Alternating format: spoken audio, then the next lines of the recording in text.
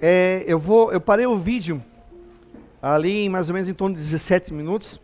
Eu vou deixar ele correr mais um pouco, agora nós vamos ver a segunda parte. Eu parei bem naquele momento que estava aquela pesquisadora falando da questão da pesquisa dos ratos, da memória do rato, a memória traumática que ele leva mais em consideração, que marca mais ele, né? A gente vai ver o restinho dali da fala dela e vamos daí ver alguns outros casos. Aí a gente retorna novamente para perguntas e respostas, eu acho que deve ter mais gente. Vou passar depois, aí depois eu vou passar o livro para vocês, tá? Para darem uma olhada, para quem quiser anotar ali o nome. Eu acho que tem um ou outro aqui, tem ali na biblioteca. Eu não sei agora qual deles, mas eu sei que tem um ou dois que tem ali na biblioteca. Não sei se está ali agora presente, né, ali. Mas temos os livros.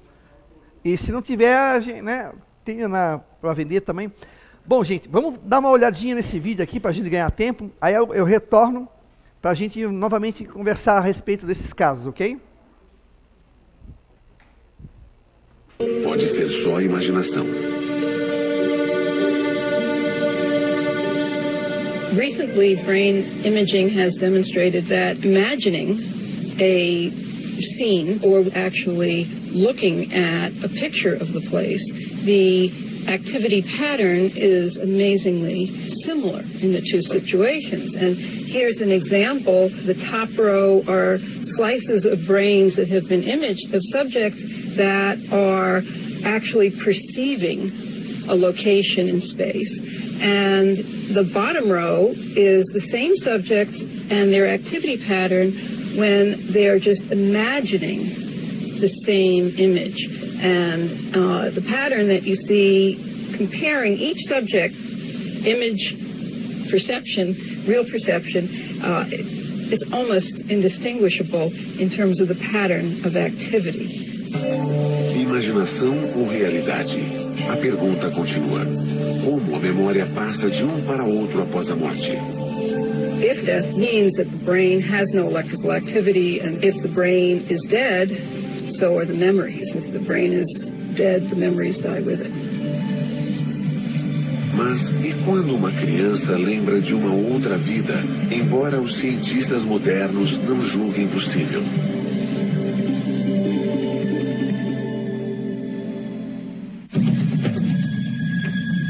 When I was Grandpa Augie, I died in the hospital.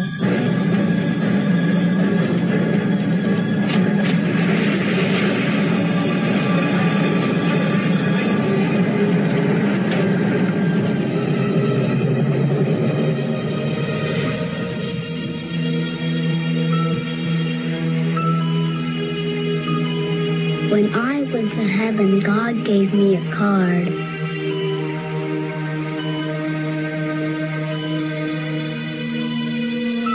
Everybody with a card like that is allowed to come back.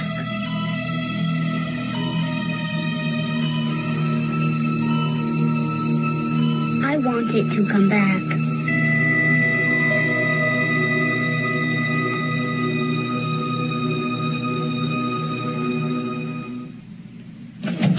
A casa dos Ortega, no Colorado. Jim Tucker entrevista Gus Ortega. Gus diz ter vivido antes como seu avô. And how about your grandmother? Yeah. And were you a little boy when you were doing that, or was that when you were big? That was when you were big?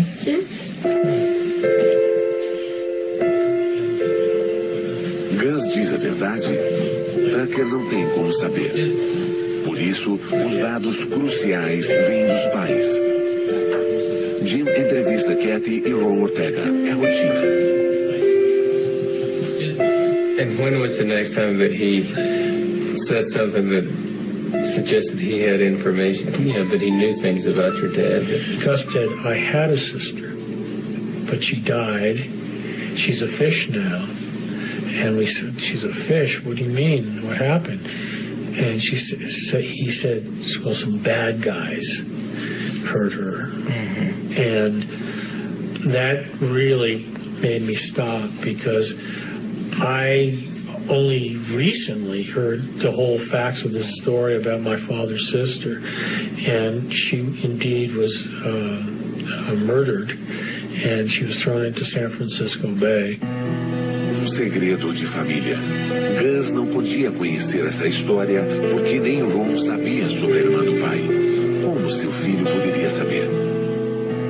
I really hadn't thought of reincarnation or even putting that word in connection with what was happening. I wasn't brought up, with learning about reincarnation. I was brought up Southern Baptist, and certainly did not hear about reincarnation. If you had told me that a year ago, yeah, right. You've come back. But, now, anything can happen. Yeah, anything.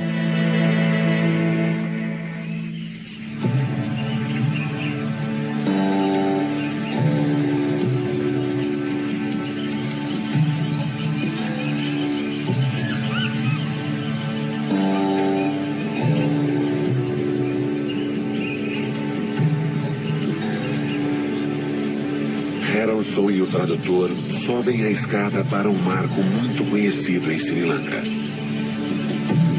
O famoso Templo de Pedra de Dambulla. The next step in the investigation of this case leads us here to the Dambulla Temple because Dilukshy had spoken about it. And then the family, they decided to do something about Dilukshy's talk. Dilukshy's parents decided to call the abbot living in this temple and ask him if he knew of any girl who had died in this area and who fit the description given by Dilukshy.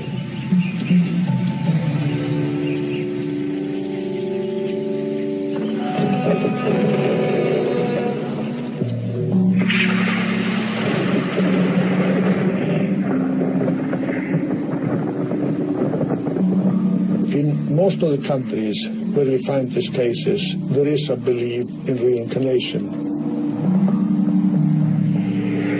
Quando uma cultura permite a ideia da reencarnação, isso torna relatos de outras vidas mais prováveis?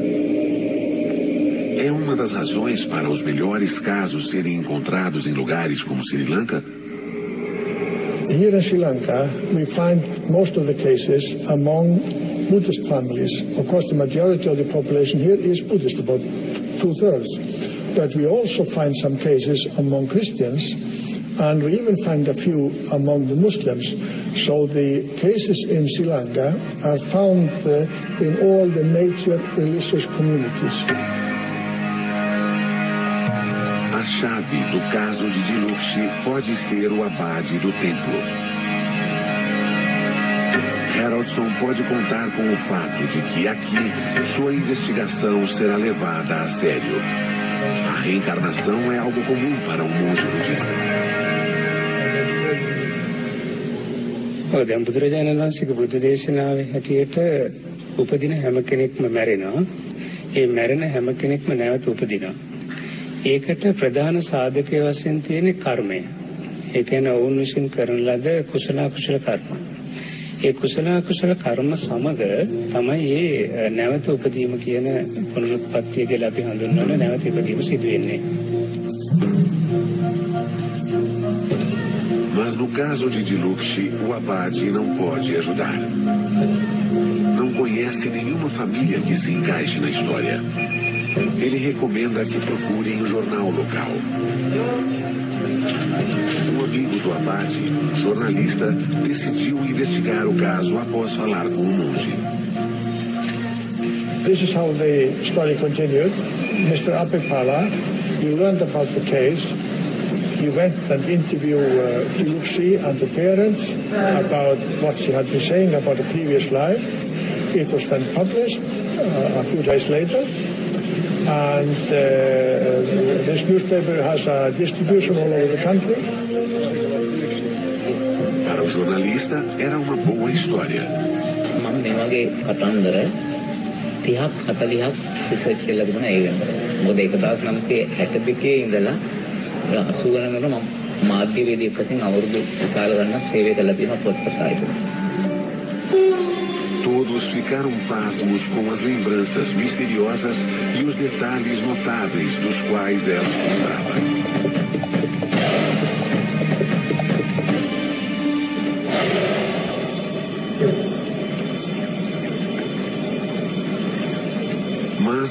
pergunta ainda continua sem resposta. Os cientistas encontrarão provas da sua vida anterior? E morte?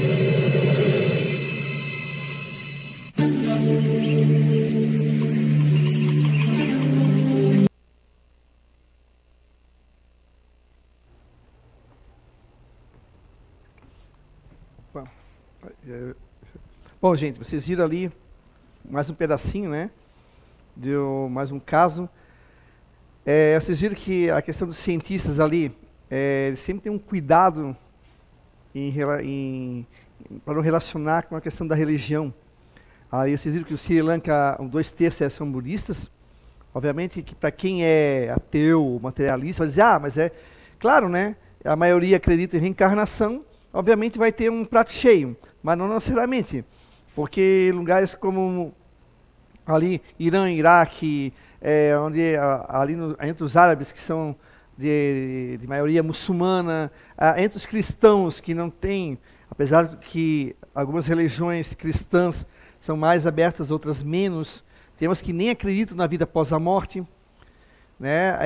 Não necessariamente a reencarnação vai encontrar, digamos assim, um campo fértil, mas claro que facilita para a criança poder falar e as famílias darem atenção do que numa região que não se acredita nisso aí.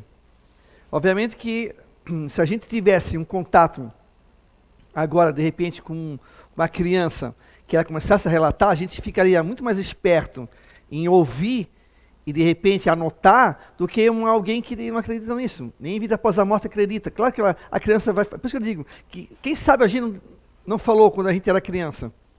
Né? Eu vim de família católica. Eu acho que não lembro da gente ter comentado ou falado sobre reencarnação quando era pequena, quando era criança. Até porque não fazia parte, né, dos ensinamentos da igreja, mas quem sabe se de repente eu não falei e achava que era bobagem minha. Tá, coisa de criança, tá inventando história. Sabe aquela coisa, é que nem um amiguinho invisível ali, o amiguinho que a gente brinca, ou os amiguinhos, né, imaginários, mas eu diria que não são nada imaginários, são muitas vezes espíritos ali, o avô, a avó, o espírito guardião, se forma, se molda, se plasma ali como criança e está brincando com nós ali brincando. E ele às vezes está protegendo, está acompanhando um amiguinho ali que está, né, protegendo, mas claro que se eu for, ele não vai brincar com um adulto, né, que é estranho. Se eu fosse um anjo guardião, o que eu ia fazer? Eu ia me plasmar com uma criança de 6, 7 anos, ia brincar com ele. Divaldo, num relato, Nossos Filhos São Espíritos, esse livro tem ali para vender também, ali muito interessante, tem um relato que o Divaldo fala isso, que ele tinha um amiguinho que ele brincava, e ele só... E às vezes, quando ele percebia, assim, por exemplo, que eles brincavam de quem subia a árvore mais rápido, quem chegava lá no topo da árvore, e esse amiguinho dele sempre ganhava. Claro, né? Por quê, né?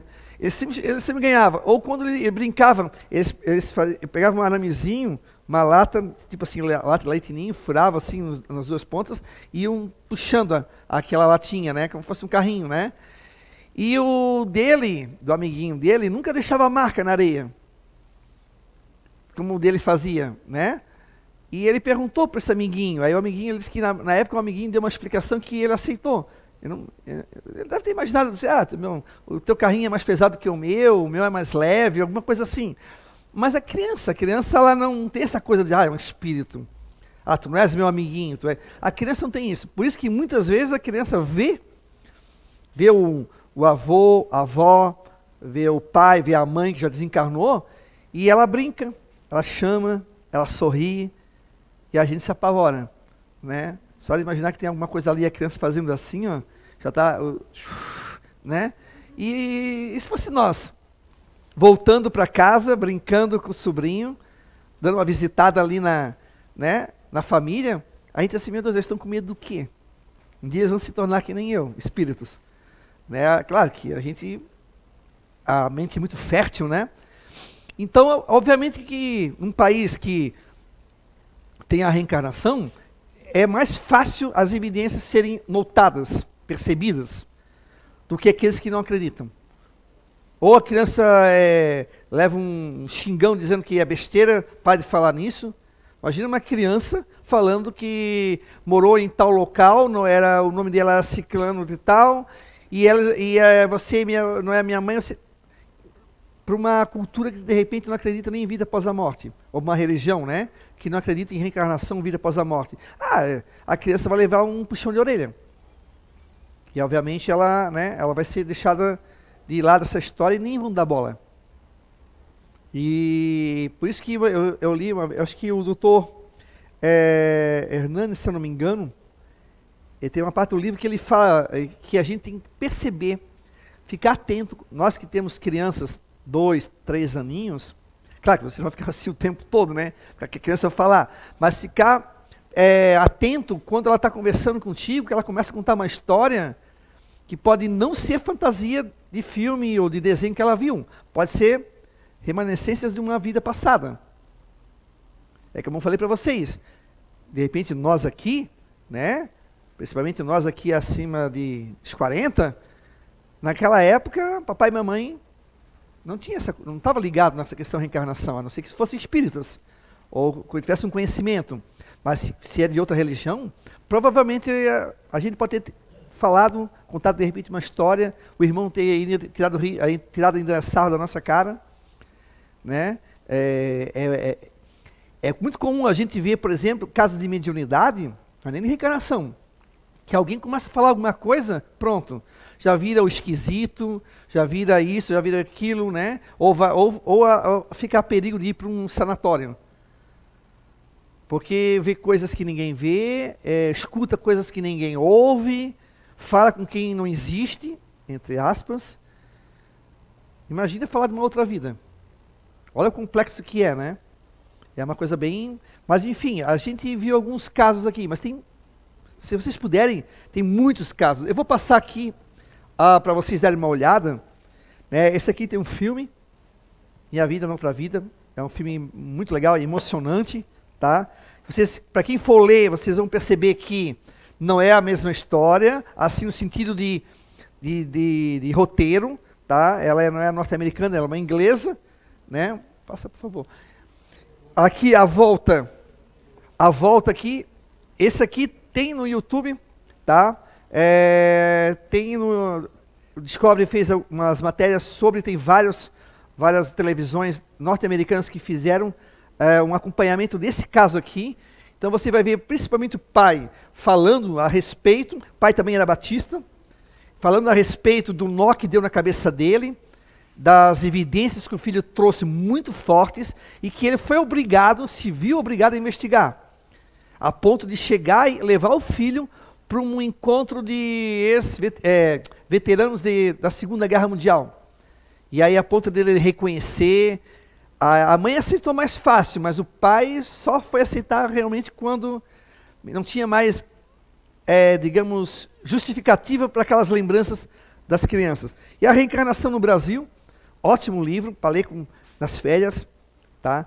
Leiam isso aqui com bastante calma, vocês vão ver que como se comporta um cientista, como o Dr. Hernani, na investigação da reencarnação.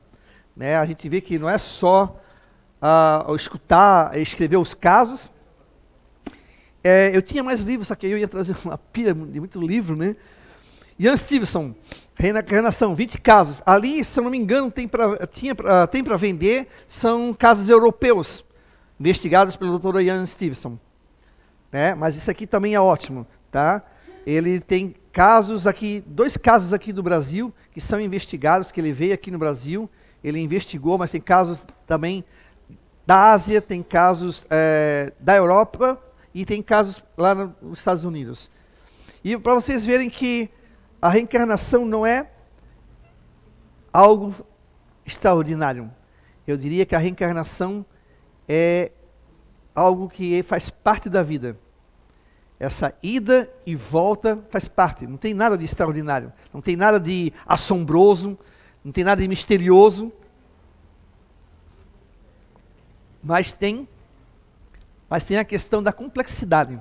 Se vocês pegarem os livros de André Luiz, que eu diria que, de todas os livros que nós temos na literatura espírita, os livros de André Luiz, eles têm várias passagens em vários livros, momentos onde o André Luiz fala dessa questão do retorno da vida. E ali vocês vão ver que não é assim, o Alexandre desencarnou, agora o Alexandre vai resolver voltar. Até porque não basta eu querer. Tem que ter toda uma conjuntura ali de momento, de oportunidade, de amadurecimento espiritual, o meu amadurecimento, né? Oi? Tem um roteiro para você, tem um roteiro ali, né? E tem um roteiro ali que você segue e que os cientistas ali no mundo espiritual, os engenheiros ali que trabalham com essa questão da reencarnação, eles analisam tudo. E tem uma certa complexidade, não é assim, eu vou voltar e deu, né? Não fosse assim tão simples assim, virava uma bagunça, porque tem gente que queria voltar em situações que ia piorar até a sua evolução. Então, os livros da André Luiz são ótimos para a gente entender. Eu consegui entender melhor dentro da estrutura da reencarnação, lendo os livros de André Luiz. Que aí eu pude entender que a reencarnação não é simplesmente só uma volta, mas tem todo um compromisso, né? Vamos pegar, por exemplo, a família que vem com 2 filhos. Essa vinda do casal, muitas vezes, combinada, essa vinda dos 2 filhos também combinados, porque eles têm algo ainda a resgatar, os 4, digamos assim. Só que nesse resgate dos 4, um dos filhos, é a base da estrutura dessa história. É aquele que vai dar sustentação para os outros 3 que estão em mais débitos do que ele. Ele foi aquele que, de repente, causou um mal e agora ele vem com o compromisso de ajudar o pai e a mãe e o outro irmão que se acabaram tendo em algum momento da vida passada, uma história que trouxe eles para uma morte trágica ou para uma consequência de fins trágicos, e aí ele é a base da sustentação dessa família. E ele vem. Só que essa história, gente, ela é passada no mundo espiritual. A gente acha que lá não tem organização, que lá é assim de qualquer jeito. Não existe o sobrenatural e não existe mágica. Não existe uma varinha de condão que diz assim, agora você vai fazer tal coisa. Não. Existe sim nós, cientes de que somos, do que fizemos, e tendo uma perspectiva de futuro. Tendo que assumir compromissos, voltando para cá e ali seguir o compromisso. Tem médiuns, por exemplo, que, como o Chico mesmo dizia, em alguns livros dele, que tem muitos médiuns que estão aí nos bares, que estão aí jogando a sua sinuquinha, que não tem nem ideia de que são médiuns, mas que vieram para um compromisso com a mediunidade e não vão cumprir. No André Luiz, Mecanismo da Mediunidade, se eu não me engano, ali fala de alguns médiuns que retornaram para o mundo espiritual com esse compromisso ainda para ser resgatado. Ou seja, voltaram para ter o compromisso da mediunidade, mas não cumpriram. Ou se desviaram, cobraram, aquela coisa de, muitas vezes quer cobrar pelo que recebeu de graça. Era um compromisso que era de ajudar, de psicografar, de enxugar as lágrimas de mães, de pais que perderam seus filhos. E chega aqui, sei lá, de repente, certas coisas do passado, como a questão do dinheiro, bens materiais falando mais forte, deixou dar vazão para aquilo que não deveria e acaba, de repente, cobrando por coisas que não deveriam. Aí, quando chega no mundo espiritual, o que eles vão dizer? Sinto muito, você falhou. quem? É culpa minha? Não. Culpa de Deus? Não. É culpa sua. Você falhou. Você não conseguiu cumprir mais ou menos o roteiro. Claro que ali ninguém é condenado, né, gente? Ali a questão que o Papai do Céu sempre dá uma nova chance. Só que essa chance é aquela coisa, você vai ter que repetir, muitas vezes, sob, digamos, um contexto um pouquinho mais difícil do que você acabou de sair. Você acaba tendo que retornar para fazer uma velha lição, só que às vezes você vai ter que vir com uma complexidade um pouco maior em relação ao corpo físico. Teve um caso que eu gosto de sempre falar na questão da reencarnação, que é o seguinte, veio uma senhora com um filhinho, você já deve ter ouvido, para quem cego, surdo e sem os dois braços, só que as duas perninhas. Aí o Chico foi lá, falou com a mãe, claro, né, toda mãe, não, né, tendo filho dessa forma, ela sofre, ela vê a criança que ela levou por 9 meses no ventre daquele jeito, às vezes não tem um entendimento da reencarnação, dos porquês. E o Chico, né, enxugou as suas lágrimas, digamos assim, né, consolou a mãe, falou com ela tudo, depois ela saiu, e o Chico contou que ela estava contando para ele que a criança foi no médico e já estava com um problema nas pernas, e eles teriam que amputar as duas pernas. Ela ficaria cega, ela já estava cega, surda, sem os dois braços e perderia as duas pernas. Aí o Chico contou que aquele ser ali, aquele espírito que estava ali, reencarnado, ele já tinha cometido suicídio em outras vidas. E a espiritualidade estava trabalhando de uma forma que ele conseguisse ficar nessa vida agora, porque ele já estava pensando em se jogar de um precipício, usando as duas pernas. Opa, o que nós vamos fazer para manter ele aqui? Vamos tirar as pernas. Olha como a nossa visão material vai dizer, meu Deus, cara, que vida. Como é que Deus pode ser injusto? Como é que Deus pode permitir uma coisa dessa? Mas na visão espiritual é diferente. É o remédio que ele precisa. Ele precisa permanecer no corpo. Ele voltou, ele teve a chance de voltar, de resgatar os seus débitos, mas ele já está pensando em fugir. E eu vendo ontem um vídeo do Peixotinho, a vida do Peixotinho, que eu acho brilhante também, um dos médios de efeitos físicos também, da mesma forma que foi Mirabelli, mas o Chico era da psicografia, o Divaldo da oratória e o Peixotinho dos efeitos físicos.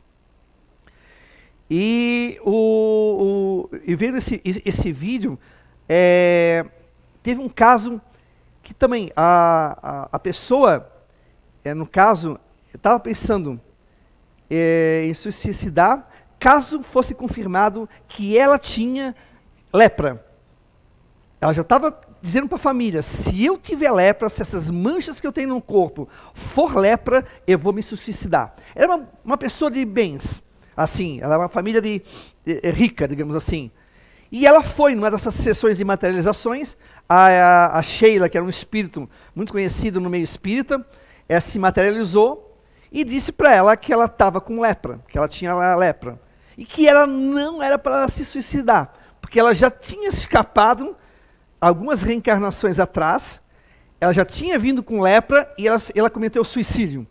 E que não era para ela se suicidar.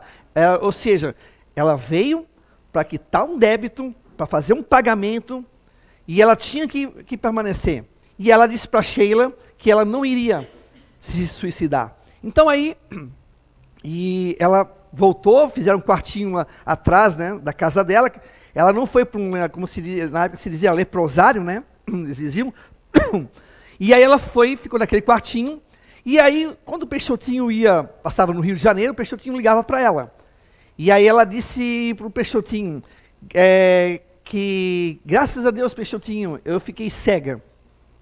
Porque agora eu não posso ver as deformações que o meu corpo está tendo, né? E agora ela ficou cega e ela disse que ela deu graças a Deus, porque agora ela não via as deformações que a lepra estava causando no corpo dela. E para o Peixotinho, o médium ali, o Peixotinho, ele considerava isso como um grande feitio, a cura mais importante que ele conseguiu promover. Ele disse, porque a cura que se deu ali foi a cura do espírito, não foi do corpo físico. Ela desistiu de suicidar-se. Ela desistiu das ideias suicidas que ela tinha. Ela conseguiu permanecer aqui, nesse mundo. Senão ela iria jogar uma reencarnação fora. Ela teria que ir novamente, daí uma situação, de repente, um pouco mais difícil, para que ela conseguisse permanecer aqui. Então não é tão simples assim. Por isso que o Peixotinho sempre dizia, a gente tem que agradecer pela reencarnação que nós estamos tendo aqui, pela oportunidade. E ele era um médium que tinha muita asma. Toda vez que davam uns ataques de asma nele, ele dizia, bendita a asma que me liberta. Porque era, como dizia o filho dele, a estrada de Damasco para a evolução dele.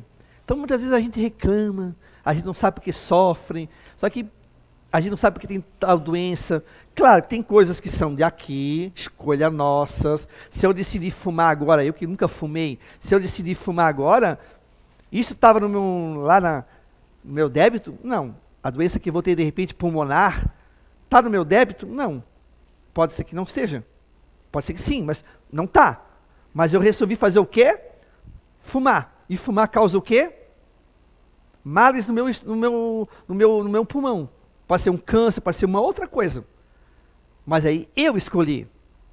Então eu vou arcar na outra vida, às vezes por ter atingido os meus pulmões e obviamente vai atingir meu perispírito também. Né? Então tem coisas que não tem nada a ver com o passado, mas tem coisas que tem. Então por isso que a gente se tem ou não tem, a gente como não sabe, a gente tem que agradecer. Tudo que vem é para a gente aprender. Tudo que vem é um aprendizado. A própria reencarnação é uma segunda chance, uma terceira, uma quarta. Deus sempre vai dar chance para nós. Isso é uma coisa que é certa. Nós sempre vamos. Só que a gente vai tentar aprender a lição. E fazer a cada volta, uma volta mais suave, né, mais gostosa. Quanto mais a gente errar, mais nós vamos ter dificuldade pela frente. Por isso que eu digo, a gente quer ter uma boa vida na próxima que a gente retornar, então vamos fazer a lição bem feita agora. Porque quando a gente retornar na próxima, a coisa vai estar um pouquinho mais suave. Não vai estar tão difícil assim. Agora, se eu ficar assim, eu vou deixar para quando eu desencarnar, eu vou resolver. Não. Aí quando chega lá, meu filho, minha filha, aí tu vê aquela lista de coisas assim, meu Deus, olha quanta coisa eu deixei de fazer e cumprir. E vou ter que voltar. Agora, se você cumprir, se você tentar ver uma vida regrada, se você tentar, claro, se melhorar, perfeito ninguém vai ficar aqui, hoje aqui, ninguém vai ficar, nós somos imperfeitos, por isso que nós estamos aqui. Mas se você tentar, a lição é desse tamanhozinho, é 4 linhas. Né? É que nem aquele aluno que não faz a tarefa, não estuda, o que ele acontece? Ele reprova. Agora aquele que está ali, ó, vamos jogar bola, vamos pegar... Não, depois. Primeiro eu vou fazer a minha lição de casa aqui, a minha lição da escola. Eu vou primeiro fazer o que eu preciso fazer para depois pensar. Esse, com certeza, no próximo ano vai estar um ano à frente. Assim somos nós na reencarnação, somos teimosos, tá? A gente tem essa dificuldade, muitas vezes, de aprender. Então eu sempre digo, não vamos reclamar. Eu, às vezes, já reclamei também. Ai, meu Deus do céu, eu estou com isso. Ai, estou com um problema nos meus rins. Eu tenho mesmo problemas nos meus rins. Aí, estou com um problema aqui no joelho. O sistema estava com um problema no joelho. Mas eu pensei assim comigo, bom, joelho, rins, cabeça, ouvido, eu uso óculos, porque não enxergo muito bem as letras sem óculos. Isso tudo vai somando, vai servir para um aprendizado para mim. Com certeza. De repente, a minha resignação, que eu preciso falar menos e me resignar mais. De repente eu preciso, eu preciso aprender, de repente, a aceitar as coisas como elas são, e não como eu acho que eu tenho que ser. Mas, por isso que eu digo, a reencarnação, os porquês são complexos. O sentido dela é fácil de entender. A complexidade dos porquês, e nenhum de nós tem como responder o que você foi, o que deixou de ser. É muito difícil. Coisas, reminiscências, flashes, como vocês viram aqui, a gente tem, às vezes, como saber. Terapia de vidas passadas, tem. Mas a vida toda, como foi, deixou de ser, isso aí é uma bênção no nosso esquecimento. É uma bênção a gente esquecer. Porque talvez a gente nem suporte os traumas ou as coisas que a gente fez de errado. Bom, gente, eu vou encerrar por aqui, vou passar agora para o professor André, para continuar, né? Então, eu agradeço a atenção de vocês, mas antes eu quero dar 5 minutinhos só, porque eu falei demais, né? Só para alguém, se quiser perguntar alguma coisa, que o Alexandre aqui tem que aprender a falar menos e ouvir mais. Meus alunos que falam, professor, fala menos, pelo amor de Deus. É o defeito que eu tenho. Não é uma pergunta, é uma colocação. O que a gente viu nesses casos que deu ali das mortes, né? Que assim, ó, por mais que foi um afogamento do menino, um infarto ou derrame, né, do vô, e do outro que era um piloto, né? Essas mortes, para nós, foi traumática, né? Talvez um acidente, uma causa, mas para os espíritos levou tudo numa boa, né? Quer dizer, ele retornou, lembrou da morte, mas não estava sofrendo por ter sido afogado ou por ter sido morto num acidente de avião. Eu diria assim, ó, o afogamento, vamos supor, eu e você morremos afogados, mas esse afogamento, para mim, causou um trauma. Para ti pode não ter causado o mesmo trauma, ou foi pouco. De repente, para ti, não te tocou tanto, mas para mim, foi uma coisa que marcou tanto no meu espírito, em mim, que obviamente eu vou trazer um pouco disso para de repente para outra vida. O medo de água, ou de repente, pô, mas nós morremos juntos até, no mesmo afogamento, mas é que assim, ó, cada pessoa, ela reage de uma forma diferente. Né? Então assim, de repente, a morte, de repente, dessa forma, para mim, ok, passei por isso, já esqueci, mas para ti não. Para ti ficou. Aí por quê? São várias explicações dos porquês. Entendimento, como você vê a vida, como você vê a passagem que é dita a morte. Né? De repente você não tinha essa noção da morte, vida após a morte, você de repente é muito materialista, muito apegado. Então aquilo para ti, pô, não foi injusto aquela morte ali. Ou será que seria para nós entender que a morte não é tão ruim assim? A não, passagem a morte também não é tão ruim assim. A morte não é ruim. Perder esse medo da morte também, que muita gente tem medo da morte, né? E seria uma coisa para a gente enxergar de outra maneira para ter menos medo da morte, né? Sim. A morte, na realidade, claro que de ponto de vista material é ruim, né? A gente não quer morrer, mas a gente não morre. Só que assim, a forma, se pudesse escolher como você quer morrer, né? E a gente não percebe que a gente escolhe muitas vezes. Mas algumas vezes não, muitas vezes não. Quer dizer, não existe uma regra. Mas tem vezes que não, eu quero morrer de uma doença assim, assada, porque eu estou devendo. Claro que a espiritualidade está ali te orientando, não é assim, vou escolher qualquer coisa. Né? Às vezes você sente que precisa, por exemplo, morrer afogado. Porque teve uma vez um Chico psicografou de 3 irmãos, e eles foram combatentes brasileiros na Guerra do Paraguai.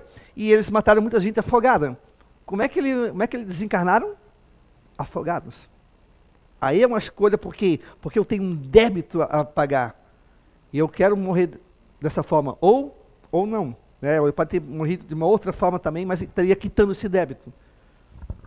Alexandre, pergunta o seguinte. Quando alguém nasce numa família e ele se sente deslocado, parece que ele não faz parte daquela família.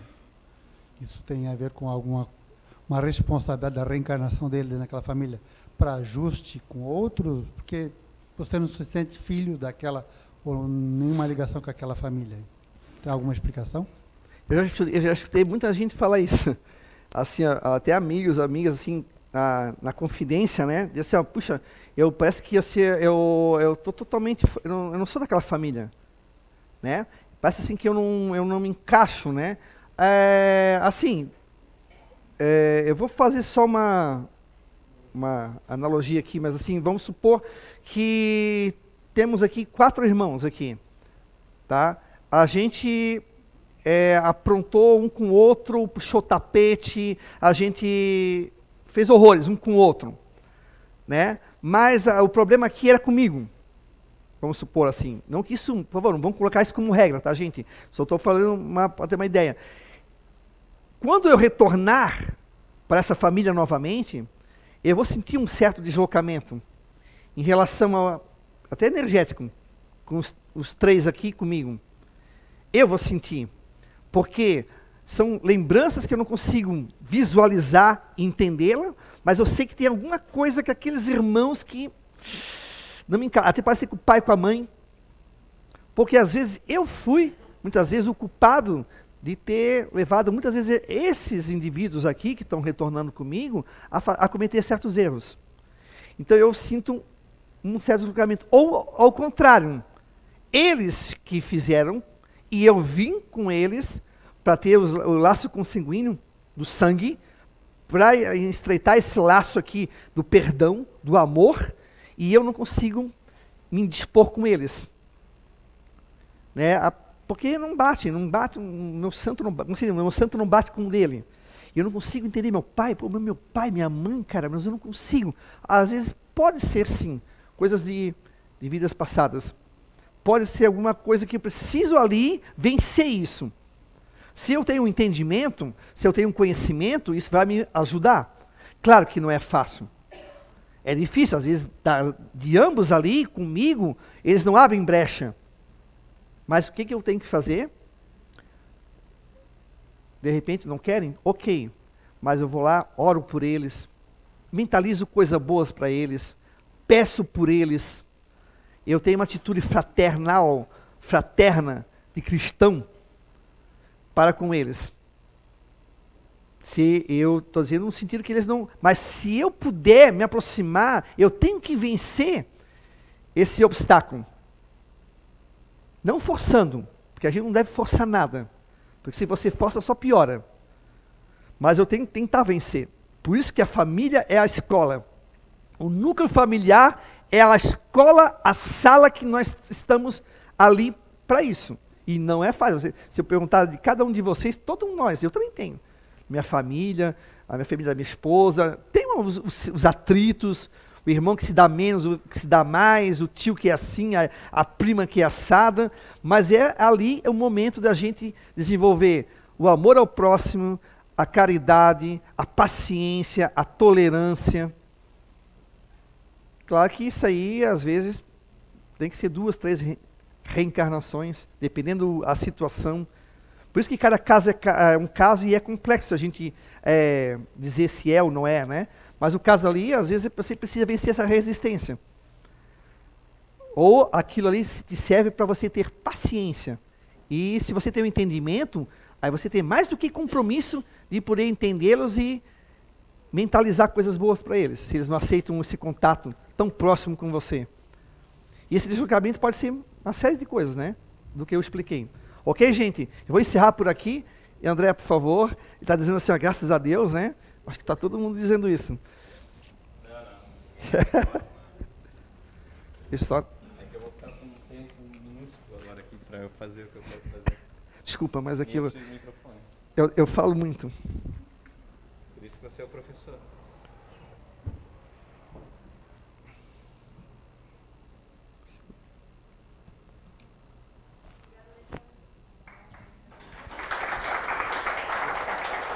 Isso, merecido. Merecido. Pelo ano todo, né, gente? De dedicação, né? É nosso último encontro. Nosso último concurso de espiritismo. O próximo encontro que vocês vão ter vai ser no dia 25. É todo do Identidade, vai ser com o Zé. Tá? Então hoje a gente está finalizando os módulos que a gente... É um módulo geral, né? Como a gente conversou já naquele primeiro encontro para vocês, o que vai valer muito é os questionamentos, as reflexões que a gente deixou para cada um de vocês ao longo desse ano. Pesquisem, busquem, né? Muita informação. Essa aula de reencarnação é muito bacana. leva a vários questionamentos, tem muita pesquisa sendo feita, o Ian Stevenson, o Jim Tucker, o já desencarnado Banerjee, o Ian Stevenson também está desencarnado. Naquele livro 20 casos sugestivos do Ian Stevenson, inclusive tem casos brasileiros, que é uma neta do Valdomiro Lorenz, foi um grande médium, foi uma das pessoas que introduziu o Esperanto no Brasil. O Esperanto é uma língua, né, universal. Foi um médium, ele falava mais de 100 idiomas, foi um professor na sua época, foi contemporâneo de Eurípides Barçanufo. Mas eu queria agora, para a gente finalizar, se permitirem, contar para vocês um pouquinho, falar um pouquinho da CEIU, né, do Recanto do Saber, até para que vocês que estão aqui, os que estão já há mais tempo já escutaram, mas vão relembrar, os que são novatos vão ficar sabendo. É muito interessante a gente saber como é que se iniciou tudo isso aqui, né? Então, na verdade, a CEIU, ela começou não aqui, exatamente nesse local físico, foi em 2000, em maio de 2000, foi aqui numa rua após a Rua Goiás, onde residia o senhor José Fernando Mendonça de Araújo, conhecido Zé Araújo, e a dona Eunice Cipriani, Anice. Começou na casa deles. Era uma casa de 2 andares, alugada, eles moravam na parte de cima. A Débora ainda era um neném, ficava presa no quarto deles, enquanto as pessoas mais variadas adentravam na residência em que eles moravam. A palestra acontecia na sala da casa, a cozinha era a biblioteca, na área que era um terraço que tinha, embaixo era outra residência, não tinha a ver com eles, moravam na parte superior. Numa salinha minúscula, cabia 3 cadeiras na salinha e 3 pessoas em pé, espremidinhas. Adentrava 3, aí dava-se o passe, saíam-se 3 pessoas, entravam mais 3. Isso, vocês veem, aconteciam, né, já naquela época. Das pessoas que iniciaram, na verdade, se iniciou pela mediunidade do Zé Araújo. Os espíritos solicitaram para ele para que começasse um trabalho, começasse um centro espírita novo aqui na cidade. Já havia centros, mas cada casa tem a sua particularidade, a sua sintonia. Eu fui chegar em 2002, só 2 anos depois, já frequentava alguns centros espíritas, mas foi lá que eu me encontrei.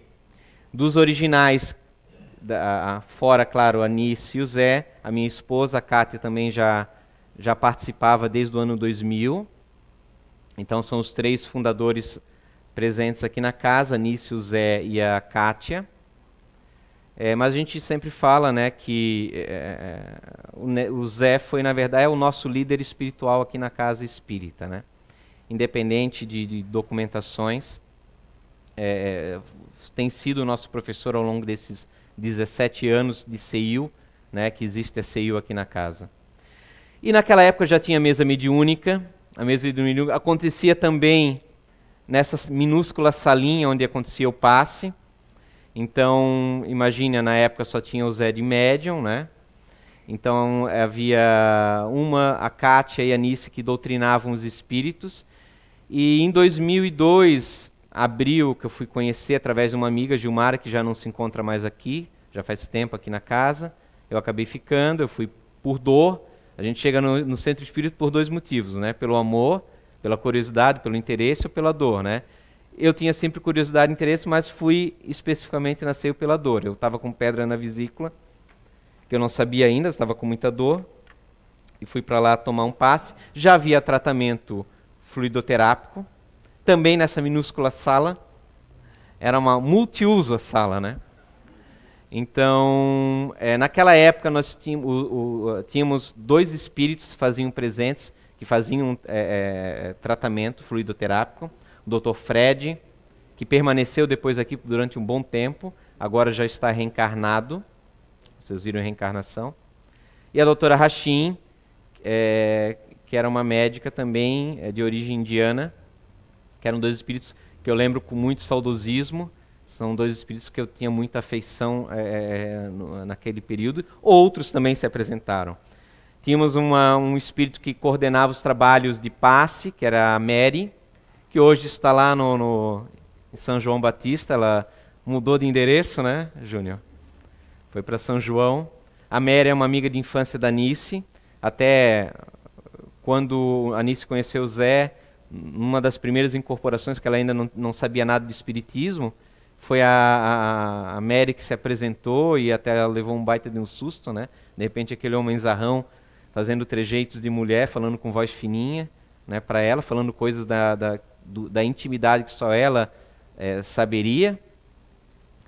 Bem, mas aí tem muita carruagem, nem daria tempo a gente narrar toda a história dos dois até chegar em Blumenau, né? Mas voltamos a CEIU.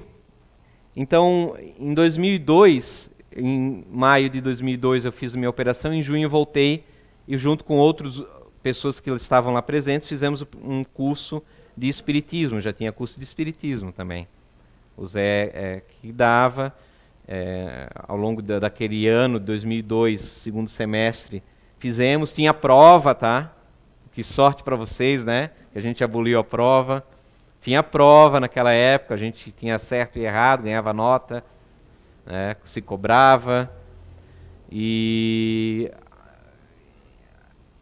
foi vamos dizer, a primeira evolução da CEIU que aconteceu. Até então, tínhamos 2 anos, se montou toda uma base, se montou os primeiros grupos de pessoas. E em novembro de 2002, nos reunimos e, por livre e espontânea pressão do nosso querido líder espiritual aqui da casa, o Zé, né, fomos convocados a encontrarmos uma sede própria, né, até para a expansão, porque começou-se a ter muitas pessoas, a sala já não comportava mais. Nesse período, antes do final desse 2002, começou-se a chamar pessoas do curso, veja como vocês também, para dar palestra, simplesmente assim, né? Óbvio que ninguém queria dar, nem eu, nem ninguém, né?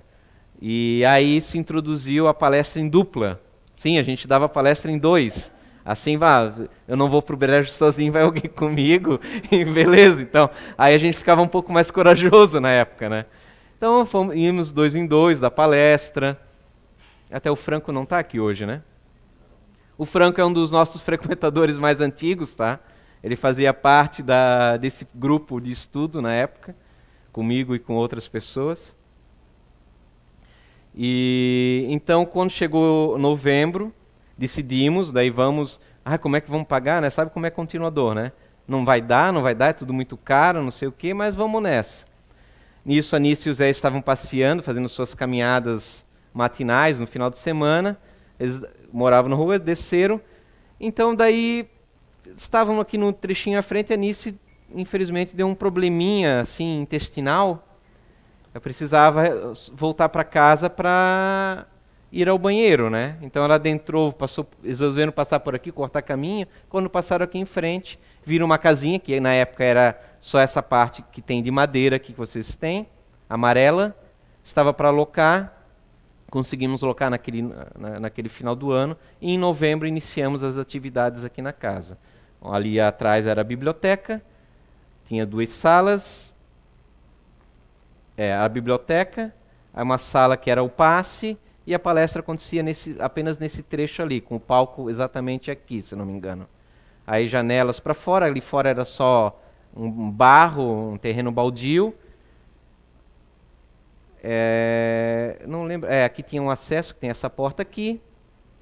Acho que já tinha aquela cozinha ali atrás, se não me engano, obviamente. E aí atrás a gente tinha uma área meio aberta, com um ranchinho, que era a área da gurizada daí. Era o chiqueirinho, que a gente chamava, né? Por causa realmente era muito precário, paupérrimo a situação que se encontrava na época. Mas a CEIU foi dando suas evoluídas, né? A primeira coisa que a gente foi aprender foi realmente o estudo do passe, da fluidoterapia. Com ele, com o Zé Araújo, aprendemos que já era praticada desde 2000, a Kátia já praticava. A Kátia, durante muito tempo, coordenou cursos de passe na casa. Se ausentou mais a partir da gravidez da Maria há 7 anos atrás. E aprendemos a questão dos dispersivos, a função dos concentrados, dos longitudinais, são técnicas de passe, de fluidoterapia, que era desconhecida para nós e era muito desconhecida em toda a região aqui. Mas uma prática que o Zé já trazia da região do Nordeste, dos centros espíritas lá, que tinham Divaldo, né, como divulgador dessas técnicas. A gente encontra, inclusive, vídeos do Divaldo aplicando longitudinais, dispersivos. São técnicas do magnetismo que o espiritismo, né, como Kardec era magnetizador, obviamente, transferiu-se isso para as práticas espíritas também. Em 2004, em outubro, por volta do dia 21 a 24, a gente trouxe um dos senhores que era um dos grandes especialistas de passe, que é o Jacob Mello. Se vocês observar a nossa sala de passe, ela tem um nome de Jacob Mello em homenagem a esse senhor.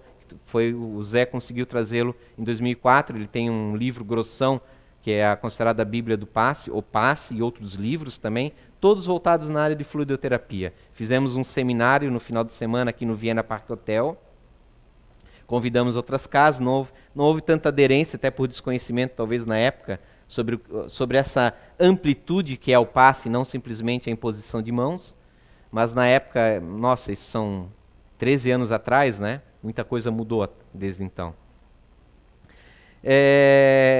Tivemos vários cursos de passe ao longo desses anos, cursos nos períodos da manhã que o pessoal pedia, a Kátia dava ainda naquela época e outras pessoas auxiliavam, não consigo me recordar.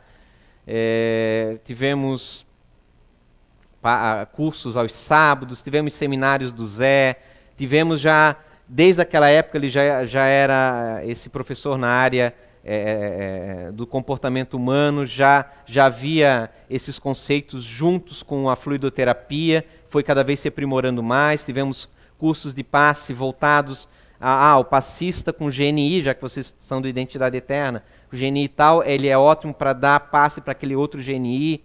Então tivemos toda a quantidade de conhecimentos ao longo desses anos. Tivemos a Sala das Crianças que se iniciou, ela foi se aperfeiçoando ao longo desses anos. Tivemos encontro de jovens, introdução de encontros de jovens. Tivemos teatro na casa, grupo de teatro. Introduzimos desde os jovens aos mais velhos, aos que estão aí, em faixas etárias diversas. Apresentamos na Noite Cultural Espírita, em 2008, uma peça Eu Morri Agora, foi a primeira peça espírita apresentada na Noite Cultural Espírita de Blumenau. Até então não tinha, o teatro não fazia parte das apresentações artísticas. Geralmente eram canções e poemas. E nós fomos o primeiro grupo que apresentou uma peça de teatro. Era lá no Rimenblau ainda. Né? Inclusive o Alexandre, ele é formado em artes, com especialização em teatro, creio eu, né, Alexandre? E é o nosso professor de teatro, foi o nosso professor de teatro na época. No ano seguinte, em 2009, apresentamos novamente na Noite Cultural, foi daí naquela vez na Prefeitura Antiga, ali, né, no antigo Bengart, próximo, que é a Fundação Cultural, né, hoje, né? Que era o Corpus Christi, que era uma peça mais daí alegre, de cunho mais alegre. E apresentamos em 2010, no final do ano aqui na CEIU, na Janela do Quarto, que foi baseado na história que tem no livro, no Contos do Outro Lado.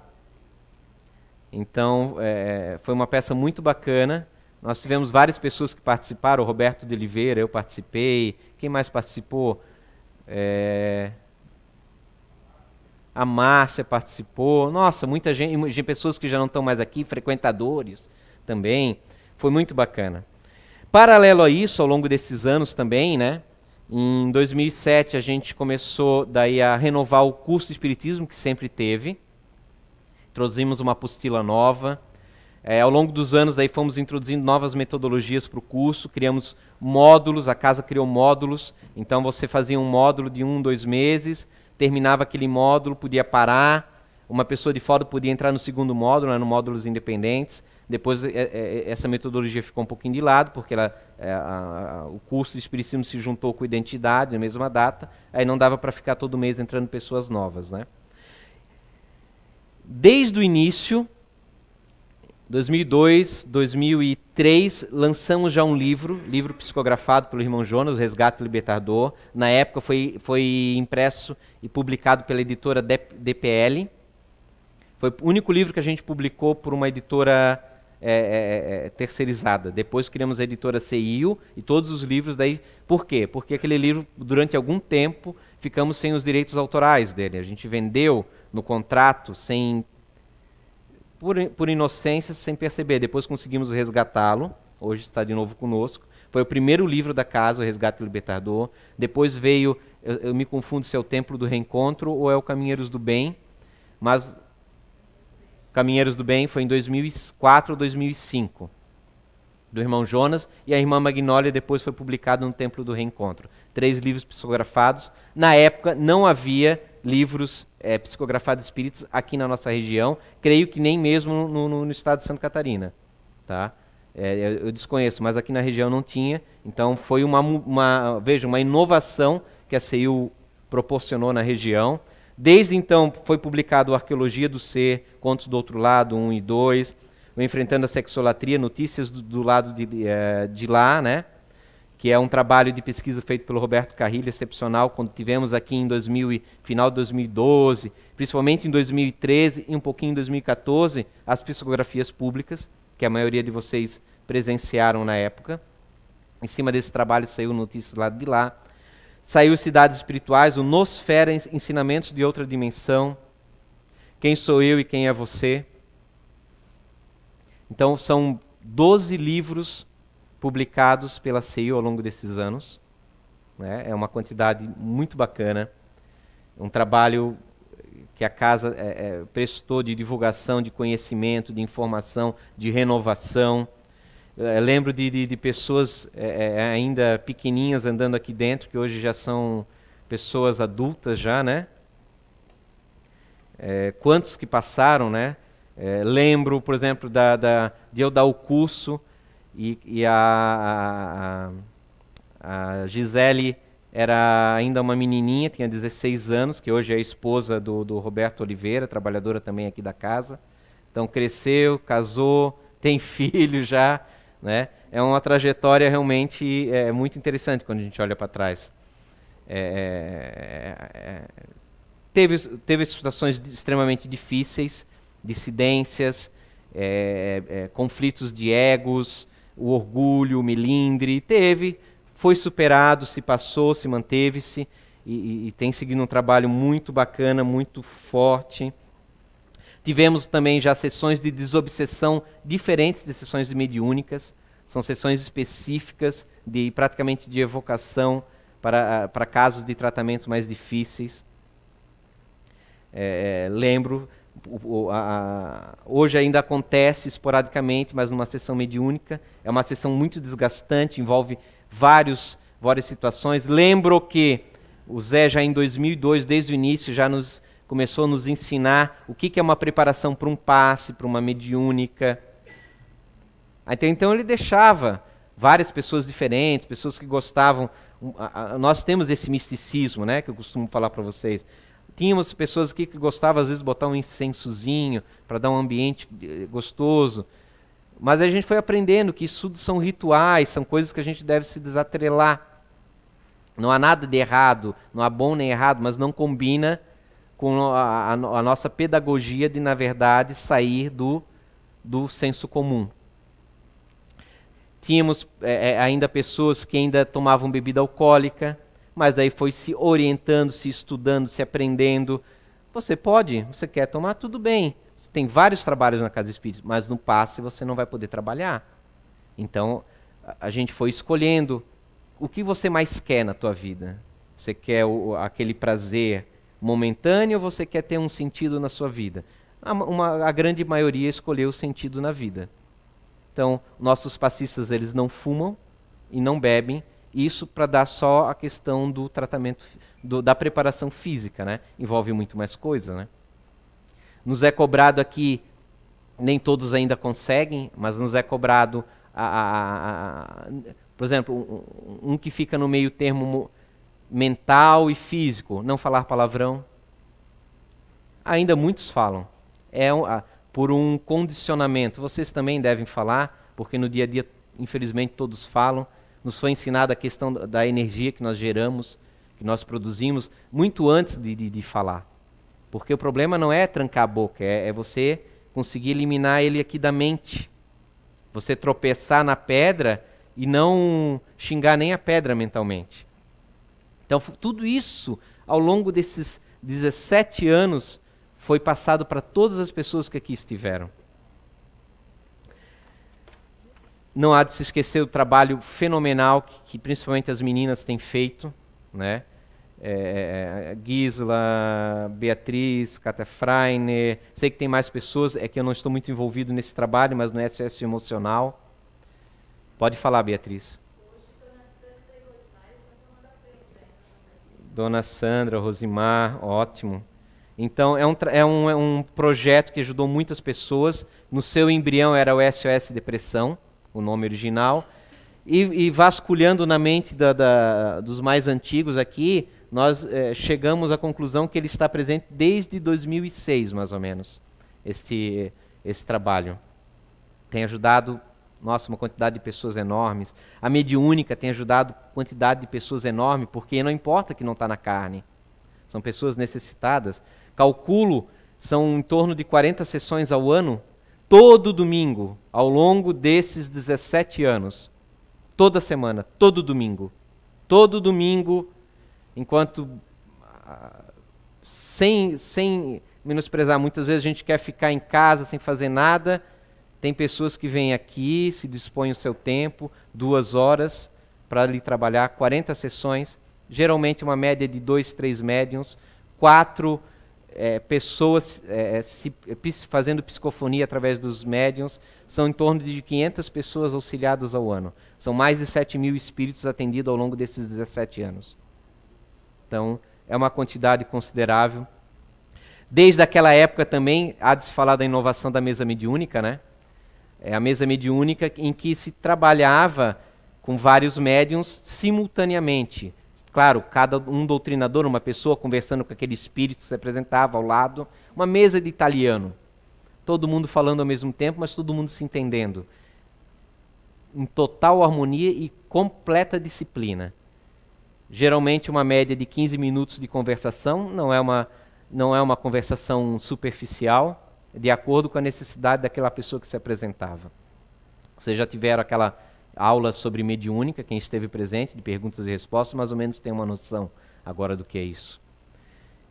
Isso não era a prática comum da mesa mediúnica, isso já vinha lá que o Zé aprendeu desde jovenzinho, lá no Espiritismo, lá de cima, com a prática, os ensinamentos, né, que ele teve com a Vera Coim, com o seu Coim, lá em Recife, né? Através da direção do senhor Divaldo Pereira Franco. Então, é uma metodologia que você customiza o tempo. Geralmente, a mediúnica acontece ter vários médios e um só doutrinador doutrinando, conversando. Então, cada espírito tem que ser atendido uma vez por vez. Geralmente, você atenderia 4 em 1 hora, dentro dessa média. Você acaba atendendo, muitas vezes, 12, 16 espíritos nesse mesmo tempo. Você atende melhor, mais pessoas. E por fim, então, tivemos a psicografia pública, lá começando em 2012. Acabou vindo para junto de nós o seu Alamar Regis, já desencarnado, né? Comunicador espírita. Nos incentivou muito. Já tínhamos, desde lá 2005, 2006, gravações das palestras. 2007. Gravávamos em DVD para depois botar na lojinha para vender os DVDs, para arrecadar fundos, para pagar isso aqui, porque ninguém vive disso aqui. Na verdade, as pessoas pagam as mensalidades. Hoje, graças a Deus, com a ajuda de vocês, que também contribuem, a gente consegue manter toda essa estrutura, que é caríssima. Todo mundo trabalha, tem o seu ganha-pão durante o dia e pega um pouquinho, cada qual dos seus rendimentos, para ajudar nisso aqui. Nossa, isso é muito bom, é muito válido. E então o nosso TI foi evoluindo. Começou-se em 2011 a ter um embrião de transmissões online, mas com a Alamar Regis, a necessidade das psicografias públicas, então isso começou realmente a dá uma evolução, se veio a fibra ótica, começou-se a ter mesa de som, teve projetor, que até então era o nosso quadro, né? Para apresentar as palestras. Tanto por isso que dificilmente eu consigo usar o projetor, sou um continuador, né? Eu sempre usei o quadro, então agora para mim é uma dificuldade tremenda, né? De usar o projetor, de me habituar. Mas eu prometo que daqui a 10 anos eu vou conseguir, tá? E as transmissões foram muito bacanas. As psicografias públicas chegaram a vários estados. O livro do Roberto Carlilho está cheio de relatos de familiares de vários estados. As palestras chegaram-se a vários países, para brasileiros que estão fora. Foi uma divulgação muito positiva para a CEIU. Tivemos daí, com isso, e graças ao Lama Regis, com o incentivo dele, introduzimos o Fore Blue em 2013, trazendo palestrantes, chamando a comunidade para participar, aprendendo muito com palestrantes fantásticos que tiveram ao longo desses 5 anos. E ano que vem vai ser muito mais bacana ainda, cada vez melhor. No início, o Zé disponibilizou os livros dele, outros que foram chegando disponibilizaram os seus livros para a biblioteca. Foi se avolumando. Eu creio que nós devemos ter passado de 1000 títulos na biblioteca, né? Vocês fazem um cadastro lá. Foi introduzido a livraria, uma parceria com a Boa Nova, então livros para divulgar. Ao longo desses anos a gente precisou sempre fazer arrecadações de fundos, porque esse piso custou muito dinheiro na época, então foi feito muito bazar em São João Batista, graças à Casa Irmã, porque o Amor em Movimento lá é também uma casa filha do Zé Araújo e da Anice Cipriani, fundado por eles até mesmo antes da CEIU. Pode falar. Tivemos até hoje fazemos bazar para arrecadar fundos lá. Se eu não me engano, foi em 98 que eles fundaram a primeira vez o Amor em Movimento em São João Batista. Daí eles foram embora, acabou se terminando, mas se reintroduziu quando, Júnior? Não lhe recorda? Eu não lembro exatamente, André. Mas foi depois... Eu sei que foi um ano... 99? 2000. Tem um ano de diferença, né, Kátia? 2001, Então eles retornaram depois com um novo pessoal, né, que pegou juntos. Eu lembro que era a primeira... Quando eu ia, talvez teve até mais, a casa era naquela rua principal da entrada de São João Batista. Você passava uma lombada e entrava para cá. Depois foi para aquela outra residência lá em cima, no pé do Morro da Igreja também, mas era na direita e não para a esquerda, onde é hoje a sede atual, né? Uma sede muito bacana hoje atualmente, até chegar lá. Também teve as suas dificuldades lá. O pessoal daqui auxiliou bastante no Amor em Movimento, até formar uma equipe forte lá, que hoje dá sustentação para os trabalhos que acontecem em São João Batista, onde o Júnior é participante ativo, trabalhador ativo. Creio que... Quanto tempo, Júnior, que você está lá? Desde quando você começou? Olha, acho que 2003, 2004, por aí. Praticamente quase desde o início. Gente, é muita coisa, assim, que passou ao longo desses anos, assim. A quantidade de palestrantes que a CEIU e o CEAM formaram, muitos não estão mais aqui, mas outros tantos que chegaram, tudo iniciando há 17 anos atrás na casa desse casal, onde eles davam passe, ele fazia palestra, os dois faziam a mesa mediúnica. Todo o trabalho embrionário que nós temos hoje desenvolvido, o embrião foi ali com a Anice, com o Zé e com a Kátia também, participando desde aquela época, e presentes até hoje. Muitos foram embora, outros voltaram, que legal. Mas a continuidade, a persistência, o trabalho, o suor, dia após dia, ano após ano, até completar esses 17 anos, o mérito são desses três, né?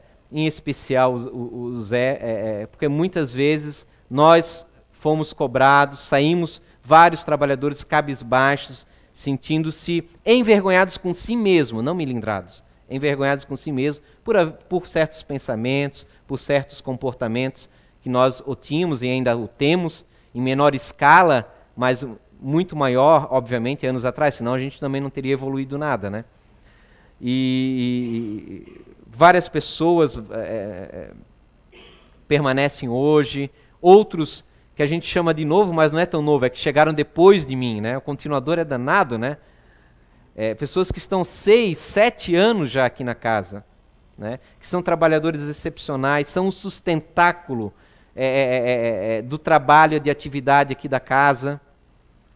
Sem eles isso aqui não estaria funcionando. Cada qual com a sua função, cada qual com a sua capacidade, merecem os seus parabéns. O Zé teve a oportunidade, com toda essa divulgação, foi chamado para palestrar em Portugal pela Federação Espírita Portuguesa. Creio que foi em 2013 ou 2014 isso. 2014? Creio que sim. Sim, em 2014, porque ele já não havia mais a psicografia pública. E foi em novembro, também nesse período, eu lembro porque era aniversário dele, ele faz aniversário dia 17, tá? 17 de novembro, sexta-feira que vem, se não me falha a memória, né? Então não esqueçam, né? Mando um monte de parabéns para ele. Eu tô danado quando ele voltar. Ele estava lá, palestrando junto com o Divaldo Pereira Franco, fizeram um bolinho para ele, cantaram parabéns. Quanta coisa maravilhosa, várias outras que já extrapolamos, não dá para ficar aqui falando. Mas é tanta coisa que cresceu ao longo desses anos. A Feira da Amizade que a gente participa, não só pela arrecadação de fundos que a gente necessita, mas a divulgação dos livros da casa, 12 livros, 12 filhos da editora CEIU. Que coisa maravilhosa. Quanta coisa que essa casa já ofertou. Quantas pessoas tirou, às vezes, de uma sensação ruim que se encontrava através do SOS Emocional, no projeto Identidade Eterna desde 2012.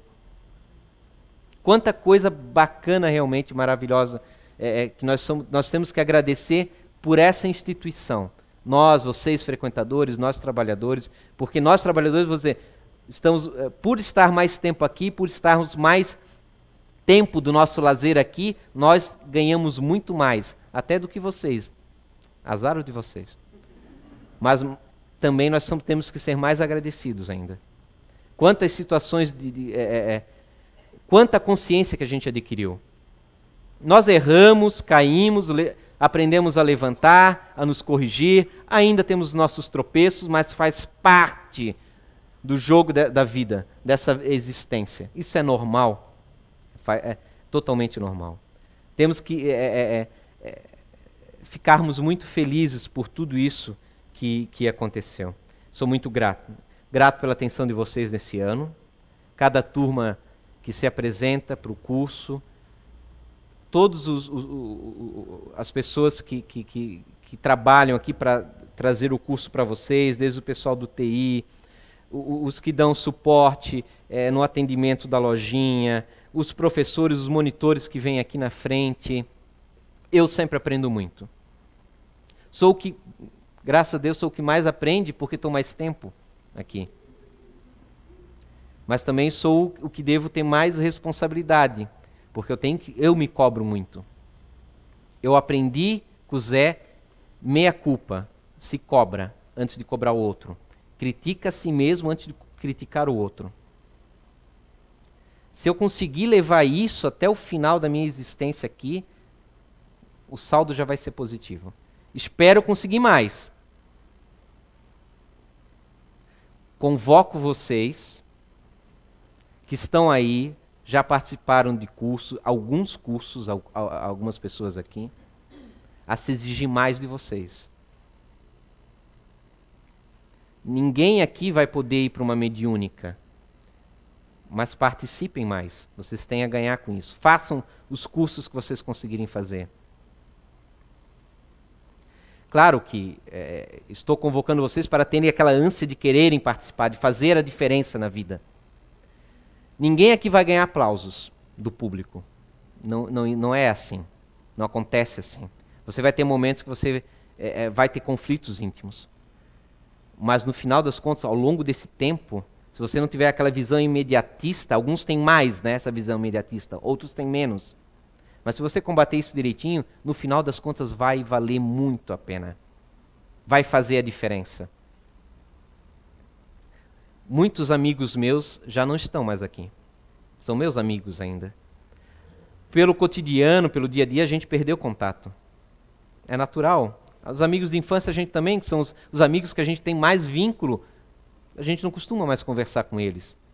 A não ser que tenha um contato, é vizinho, tem um contato direto, mas é raro. Muitos se foram. Alguns foram de forma infelizes, outros voltaram, outros se mudaram. Os motivos são variados. Mas vale a pena você persistir. Você continuar dia após dia, semana após semana, mês após mês, ano após ano. Quem era você há 5 anos atrás? Quem era você há 10 anos atrás? Você não é mais o mesmo que era. Você é outra pessoa. E que bom.